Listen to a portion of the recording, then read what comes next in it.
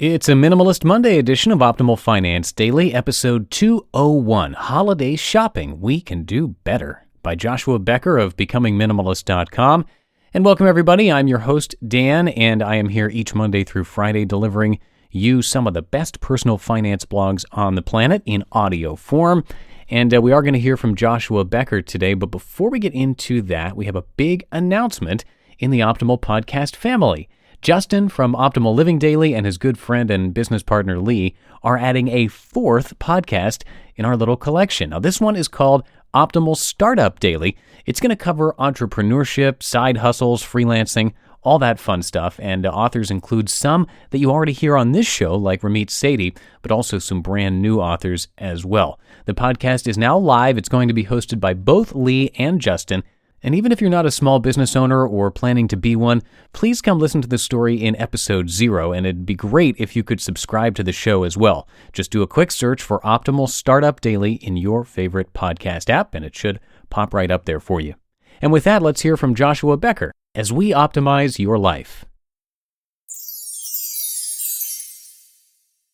Holiday Shopping We Can Do Better, by Joshua Becker of BecomingMinimalist.com. Maybe Christmas doesn't come from a store. Maybe Christmas perhaps means a little bit more. Dr. Seuss. All told, the average consumer intends to spend $720 on gifts this holiday season, and this figure does not include other seasonal spending like food, decorations, and other holiday items. Some surveys predict Americans will spend nearly $600 billion during the winter holiday season. Unfortunately, the entire holiday shopping craze is based on unhealthy foundations. It finds its roots in a society conditioned to act on impulse and solve problems with purchases. It is spurred on by corporations appealing to the aspects of us that are selfish and self-centered. And the short-sighted philosophy fueling the excess is the belief we can find happiness in our purchases. But the premise is wrong. We recognize it each December as the cycle of holiday spending begins again. We recognize it next month as the conversation inevitably turns to diets, home organization, and debt relief. Even more, if we look close enough, we can notice the foolishness of our thinking next week as our trash bins overflow with the prepackaged waste of the holiday season. Happiness simply cannot be purchased at a store. In fact, we can do far better than holiday shopping. We can be content with our possessions. We can realize our contentment in life is never found in our outward circumstances. Contentment and happiness is found in the decision to recognize the opportunity already exists and choosing to accept it. Deciding to be content with our current level of possessions is one of the most freeing decisions any of us can ever make, and it opens the doorway to countless possibilities. We can value experiences over possessions. Removing ourselves from the holiday shopping frenzy does not mean we give up all opportunity to express love through gifts. In fact, there are a number of wonderful gift ideas that could be explored. One of the sweetest is the simple idea to gift experiences rather than products this holiday season. You and the receiver may be pleasantly surprised at its value in a world where mass consumption is commonplace.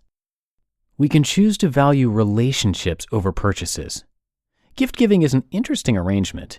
We sacrifice our time and money in an effort to put something manufactured into a box for the purpose of showing love to someone else. According to statistics, we will spend over 15 hours in the next 30 days shopping for these gifts. What if we decided to spend that time with our loved ones rather than at a store shopping for them? Consider how sweet our holiday season could become if we chose to invest those 15 hours in real relationships with one another. In today's world, 60 minutes of fully devoted listening ears is priceless and far more valuable than anything you can buy anyway.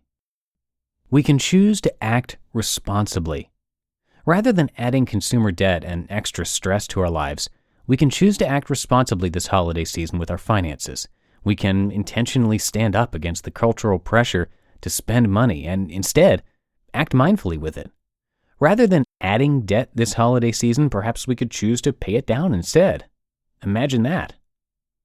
We can invest our money into social good. There are desperate needs all around us, internationally, nationally, and locally. While many of us search department store shelves to find the perfect gift for someone who has everything, 768 million people do not have access to clean drinking water, and 2.5 billion people live without proper sanitation. But the needs are not always across the water. Many are local. Rather than buying scented gift boxes, our money could be used to make this world better and life more tolerable for countless others. It would be wise for us to start recognizing this opportunity. We can choose to pursue more lasting meaning. Each new day offers new opportunity to accomplish something new with our lives. We can create rather than consume. We can explore new learning opportunities, or we can bring about lasting change and significance. December does not need to be a month lost to overcommitted schedules and crowded lines at the cash register.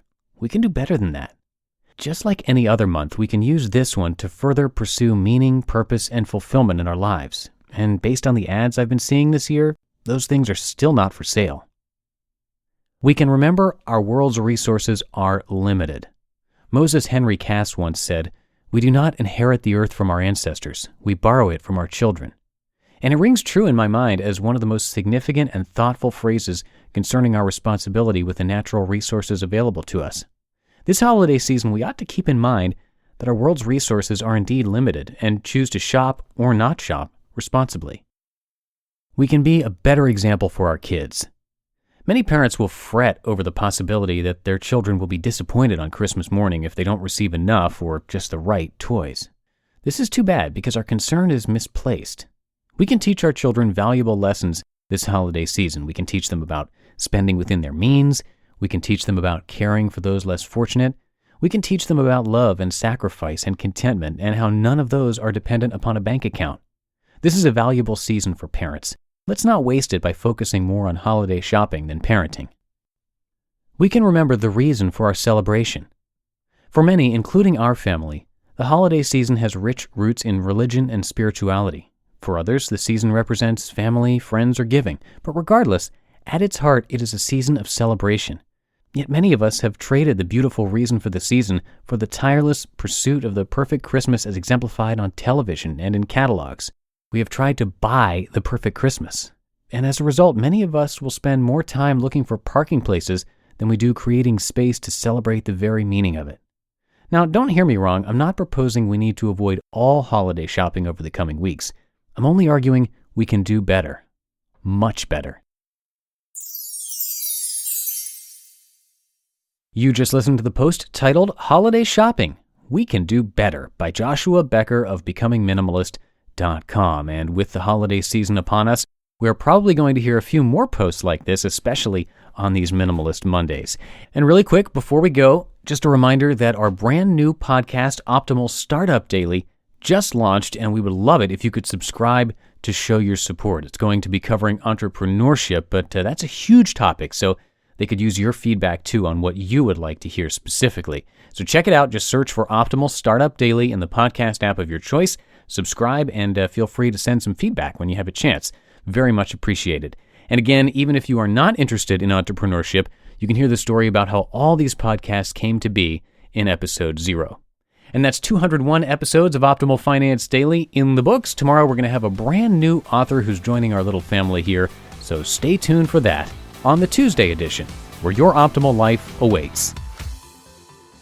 Hello, Life Optimizer. This is Justin Malik, creator and producer of this podcast, but also Optimal Living Daily, the show where I read to you from even more blogs covering finance, productivity, minimalism, personal development, and more from incredible bloggers like Derek Sivers, Zen Habits, Mark and Angel, The Minimalists, and all the ones you hear on this show too. So if you enjoyed today's episode and like taking amazing blogs on the go, come on over to Optimal Living Daily and subscribe to that one too. And together, we'll start optimizing your life. You've been listening to Optimal Finance Daily. Be sure to hit the subscribe button to stay up to date on each new episode and head to oldpodcast.com. That's OLDpodcast.com for a free gift as well as more actionable tips and resources to help you maximize your potential. Thanks for joining us, and remember, your optimal life awaits.